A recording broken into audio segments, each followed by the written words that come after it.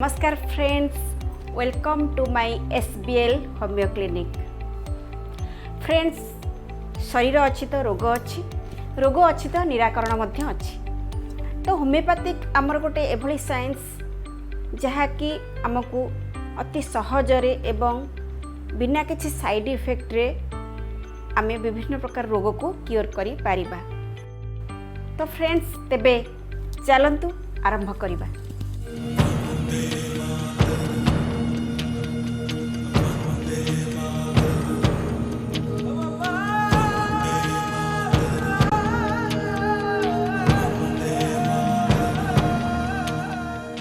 तो फ्रेंड्स, आज आपण मानकु मु गोटे डिजीज कहबी एवं तार गोटे मेडिसिन मध्य कहबी, एंड्रोजेनिक एलोपेसिया।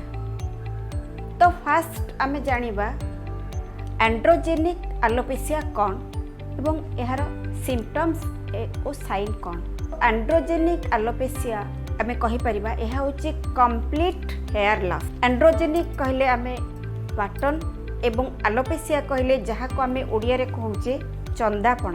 तो यार विभिन्न प्रकार कारण मध्य रहिछि, केते गुडी प्रमुख कारण अछि जोटा कि हमर स्ट्रेस किंबा कोनोसी गोटे एभलिया डिजीज हेइथिबा आगरो, जेमति कि हमर टाइफॉइड हो कि मलेरिया हो, जोथिपई कि आमे बहुत किछि मेडिसिन नैथिबा दीर्घ दिन धर कि जो मेडिसिन आमे यूज करछे, विभिन्न प्रकार कारण मध्य रहिछि यार। किंतु प्रमुख कारण होछि हमर जेनेटिक प्रमुख कारण एइथिपई कहबा। आपण देखुथिबे फैमिली रे जो मानकर एलोपेसिया रहिछि, जेमति कि मैटरनल साइट हो कि पैटर्नल साइट हो, तो निश्चित भाव में सेही फैमिली रे विशेष करी एंड्रोजेनिक एलोपेसिया डेवलप करिवार देखा जाए। चलंतु जानिबा एंड्रोजेनिक एलोपेसिया साइन। तो फ्रेंड्स, फास्ट एंड्रोजेनिक एलोपेसिया आमर ए टेम्पल रीजन रो आरंभ हुए, देन एटा बैक साइड को मध्य स्प्रेड करे। आपण देखुथिबे प्राय चंदापण एई फ्रंट रु ही प्राय लोकंकर हुए एवं देन बैक रे मध्य हुए। तो एंड्रोजेनिक एलोपेसिया जितेबले आरंभ हुए सेतेबले आमर हेयर फॉल आरंभ हो जाए, किंतु ए हेयर फॉल आउ रिकवरी हुए नहीं। जेमति कि जोठू हेयर फॉल हैला सेठी आउ नुआ हेयर उठे नहीं, तो धीरे धीरे धीरे धीरे चंदापण आसी जाए। तेणु यार होमियोपैथिक रे बहुत ही बढ़िया बढ़िया मेडिसिन रही, जो मेडिसिन विषय मु आपण मानकु एबे कहिबी एवं आपण माने मध्य एहाकु नोट करि नेबे। फ्रेंड्स, आमर फास्ट मेडिसिन आसुची थुजा 200। थुजा 200 गोटे बहुत भल मेडिसिन एंड्रोजेनिक एलोपेसिया पई, जोटा कि आमको सप्ताह को गोटे डोज नबा पई पड़िबो। मिनिमम सप्ताह को गोटे डोज आपण 1 मंथ यूज करिवे, देन प्रति 15 दिन रे गोटे डोज एभली भाबरे आपण 3 मास यूज करिवे एवं 3 मास भितर निश्चित भाव में चेंजेस आसिबो। आमर सेकेंड मेडिसिन होची R89। तो फ्रेंड्स, R89 गोटे बहुत ही बढ़िया मेडिसिन, जोटा कि आमर जर्मन मेड। एटा जेकोसी होमियोपैथिक स्टोर रे मध्य मिल जाई परिबो।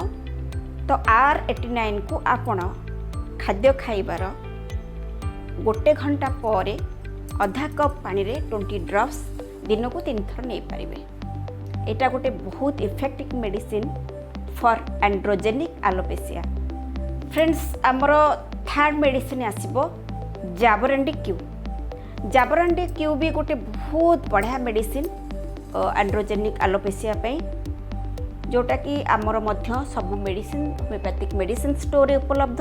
ताकू आपण 30 ml कि 15 ml एभली मध्य कंप्लीट पैक रे आसुची, ताकू आनिबे एवं ताकू हाथ रे एमती किछि नै जो जगह रे आपणकर चंदापण आसीची से जगह रे धीरे धीरे धीरे धीरे मालिश करिवे। तो आपनको मु 3टी मेडिसिन कहि सारली एवं आ गोटे मेडिसिन आपणकर जाबरंडी ऑयल। आपण माने एमती नॉर्मली नडिया तेल ही यूज करथबे घरे, तो एटा भी सेमती गोटे तेल जो मानकर एलोपेसिया स्टार्ट होउची से माने ए तेल को 2 थर लगे पारिबे। तो फ्रेंड्स, एई 4टी मेडिसिन मु आपण मानकु कहि सारिली। तापरे नेक्स्ट आमर जो मेडिसिन आसीबो सेटा आमर साइन एंड सिम्पटम्स को लेकिन आम कि मेडिसिन जोटा कि सिलेक्शन करि थाउ किंतु ये जो 4टी मेडिसिन एटा बेसिक मेडिसिन मु कहली जोटा कि एंड्रोजेनिक एलोपेसिया को मध्य क्योर करि पारिबो। आपण मिनिमम 6 मंथ्स या को यूज करिवे। 6 मंथ्स पर आप निश्चित भाव में रिजल्ट पाइबे। तो फ्रेंड्स जदि मो प्रोग्राम आपन को पसंद आसी थाए तो निश्चित भाव में लाइक करंतु, शेयर करंतु एवं सब्सक्राइब मध्य कर दियंतु। तो नेक्स्ट एपिसोड रे मु आउ गोटे डिजीज सहित आउ किछि मेडिसिन नहीं आसीबी। से पर्यंत विदाय दियंतु। नमस्कार।